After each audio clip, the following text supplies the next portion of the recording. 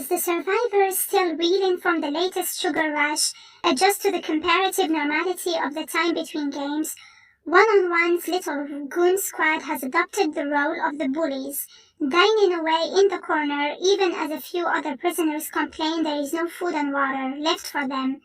The staff is adamant that there was exactly enough for everyone, so the starving player confronts One-on-One and gets beaten to death for his criticism. As 111 is told later by the staff, this was intentional, designed to stoke up rivalries between the players. If 111 has any chance of survival, he has to align himself with the strongest group. Lights Out is treated like a ticking clock device in Stick to the Team, Episode 3. Everyone knows that something is gonna go down in the dark. 111 tries to avoid his fate by telling One-on-One that he knows what the next game is. He's taught to stay in the corner and stay quiet. When the lights go out, the frontman watches on through thermal cameras and instructs the staff to flash the lights on and off as chaos erupts in the dorm. Several people get messily stabbed to death. The camera starts to focus on Ji-hoon and his friends as they look for 001, who's missing in all the carnage. Se-byuk joins Team Ji-hoon just before the cries of 001, stood at the very top of a tower of bunk beds, brings the fighting to a close. The lights return, the staffers enter, and everyone is brought under control. As the coffins are brought in and the dead are taken out, Ji-hoon decides it's time for everyone to exchange names. 199 is Ali Abdul from Pakistan. 001 can't recall his name. One-on-One, whose name is Deok-soo, sneaks off to the bathroom for some alone time with 212, who promises she'll kill him if he betrays her.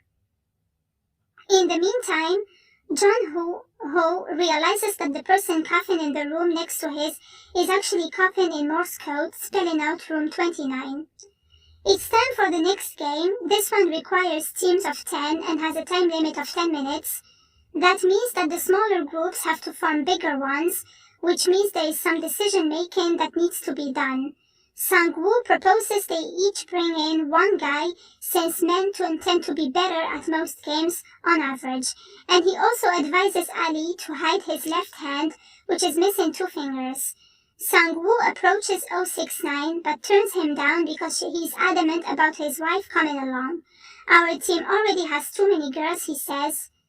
Speaking of which, Deok-soo stops 212 Min-yoo from joining his team and assaults her when she publicly begs him. Team Ji-hoon is short one player. Sang-woo is fuming that Se-byuk recruited another girl, and he only becomes less happy when Min-yoo volunteers herself for the team. Once everyone is told that the game is tug of war, he reckons he has even more of a point, since it's all about physicality. This version takes place across 2 opposing towers, with a giant chasm in the middle. The losing team will plunge to their deaths. Since Deok-soo was tipped off about the game by 111, he's assembled a team comprised entirely of strong men, so when he and his goons are called up to play first, they win.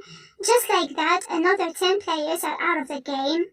Ji-hoon's team is to play against another team of men who like their chances, but 001 explains in the elevator that tug of war is a game he knows well from his childhood. He would always win, even if he was against a strong wrestler, thanks to superior strategy.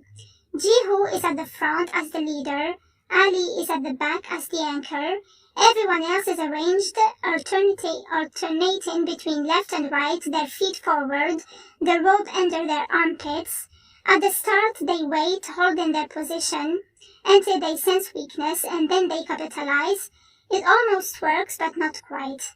The next idea is Sang-woo's, who advises they all take 3 steps forwards, closer to the edge, to make the opposing team trip and fall.